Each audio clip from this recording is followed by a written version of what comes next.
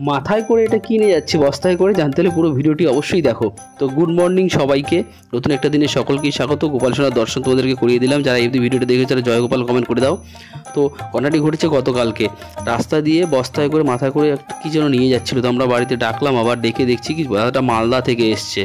এগুলো কি বলতো বিস্কিট, এই বিস্কিটগুলো কি বলতো, এগুলো 100 টাকার 25 পিস দেবে। তো এইসব জিনিসগুলো ব্র্যান্ডেড অনেক খেলেও কি বলতো, এইসব জিনিসগুলো নিলে না লোকটা মালদা থেকে এসছে, মাথায় করে নিয়ে দেখে একটু লাগে, তাই একটু নেওয়া হলো।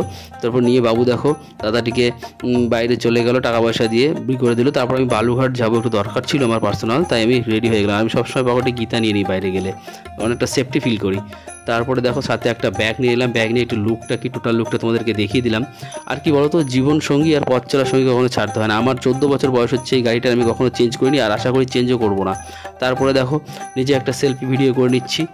এরপরে দিদি হোয়াটসঅ্যাপে ভিডিও করে পাঠিয়েছে পুচকির নতুন সাইকেলটি কীভাবে এনজয় করছে দেখো তোমরা সবাই।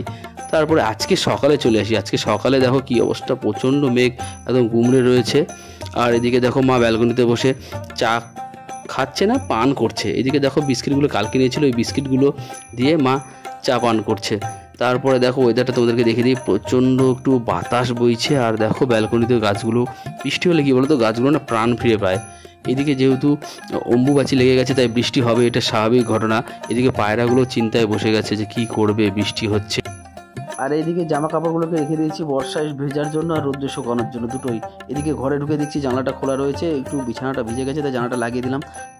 আজ তবে এইটুকু থাক, বাকি কথা কাল হবে। টাটা।